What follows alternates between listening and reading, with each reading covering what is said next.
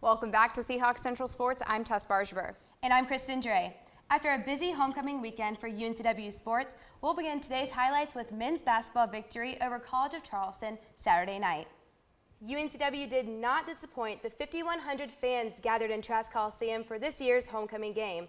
The Seahawks improved to a season-best 7-game winning streak after their 65-55 victory over Charleston. Redshirt junior Chris Flemings dropped 25 points for the team, leading Seahawks in scoring for the 13th time this season. He has been named the CAA Player of the Week for the second time this season. Flemings credits his teammates for their hard work on the defensive end this season. Chris, obviously the story of the night here is the defense. What did you feel like was kind of the difference for you guys compared to some of the other nights when you guys hadn't been able to come up with so many stops? I think our help side team defense was great. Everybody was rotating where they're supposed to be on time. We moved as one, like one guy went, the next guy was on the string. CJ, I guess what was the plan to stop them? I mean, you know that they don't score a ton of points and kind of setting up to make sure they didn't. We just had to play team defense. We prepared yesterday really well. We wanted to make sure that they didn't score in the post, and we take away their threes. That's where they live, and I think we did a good job of doing that in the second half. UNCW has won 9 of the 10 games played at home this season. Coincidence? I think not. Coach Keats spoke after the game. He said the Seahawk fans have the biggest impact on the team's performance. I thought our crowd was tremendous tonight. I thought they had a lot to do with our success tonight. When we've seen so many times you guys will get into long stretches where you'll trade baskets with teams. What was the difference tonight defensively where it was a couple 4, 5, 6 minute stretches where they weren't scoring? Well, we were committed to it, and hopefully that says that we're getting a little better on the defensive end.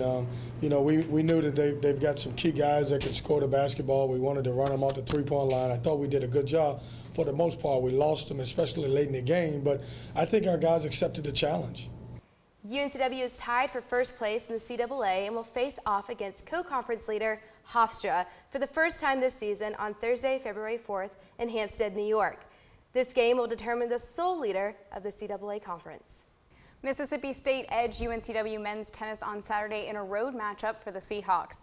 MSU is ranked 31st in the country and beat out number 72 ranked Seahawks 4-3 by capturing the doubles point and tacking on 3 singles victories.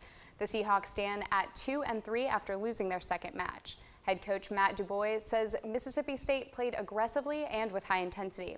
He hopes to improve before facing top teams, but Saturday's match is a big step for them. The Seahawks return to the UNCW courts to open a 2-match homestand on Saturday, February 6th against Norfolk State at 1 p.m. You win some, you lose some. It happens. But could things be turning around for women's basketball? Absolutely. After a 20-point loss against first-place James Madison on Sunday, the Lady Hawks get to play at home for the next 3 games. The Seahawks won their last home game Friday against Towson, 53-51. So home court advantage could definitely be a perk for the women's team. They're set to play Drexel this Friday, February 5th in Trask Coliseum.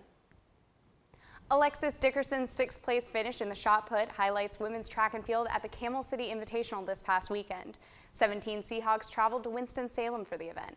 Another notable event of the weekend took place on Saturday as 12 professional athletes who have medaled at the Olympic Games or World Championships were featured. In a preseason poll among CAA head coaches, UNCW baseball has been voted the heavy favorite to repeat as conference champions in the 2016 season. The Seahawks finished 41-18 last season to win the CAA, then fell short to LSU in the first round of the College World Series. 5 Seahawks are named to the preseason All-CAA team. Head coach Mark Scaff is excited to get his team back on the field and defend their conference title. Will Ryan and Catherine Gargula led Seahawks swimming and diving, each winning 3 events. UNCW split a dual meet with visiting Davidson on Senior Day, Saturday at the Seahawk Natatorium. The men topped the Wildcats 165-128, while the women dropped a 162-137 decision. Newcomer Ryan, who joined the Seahawks at the beginning of this semester, won both the 100 and 200 breaststrokes and added a win in the 200 IM.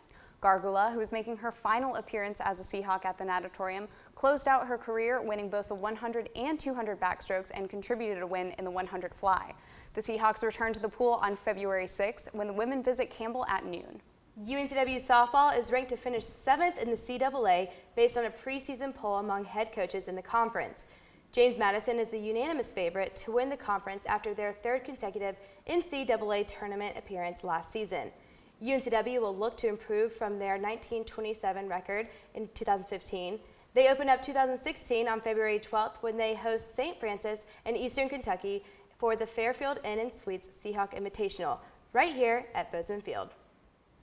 In other news, we're sitting here with Chris Collins, who's here to tell us a little bit about Step Up for Soldiers and one event in particular. So thanks so much for being here today. Thank you for having me. So tell me, first of all, what is Step Up for Soldiers? Step Up for Soldiers is a foundation by Tom Russell, started here locally. And what they do is they give opportunities for the disabled veterans to get around easier. So for instance, they were building houses for those that have come back and may have gotten disabled in war. And can you tell me a little bit about the class that you're a part of and kind of your involvement with that? Right, Leadership 411 is a minor, and Dr. Nottingham, she's been in contact with Tom Russell for multiple years now, and they've been in good connection with the foundation Step Up for Soldiers. And can you tell me a little bit about the fundraiser that you're planning for spring? So April 9th, we'll be having a volleyball tournament at Captain Bill's from 5 to 9 p.m. It'll be $60 a team, and it's just all the money is going towards Step Up for Soldiers. Awesome. And is there any way that we can find out a little bit more about upcoming events and all that? You can follow us on Facebook, Twitter, at Leadership 411 UNCW. All right, awesome. Well, thank you so much for stopping by. And All thanks right, for great. being Thank here. you. Be sure to check out those sites for more information and support Step Up for Soldiers at their event this spring. That's all for this week's edition of Seahawk Central Sports. Thanks for tuning in. I'm Tess Bargever. And I'm Kristen Dre. And in support of our Carolina Panthers playing in Super Bowl 50 this weekend, we'll sign off with A dab. Have a great week, UNCW.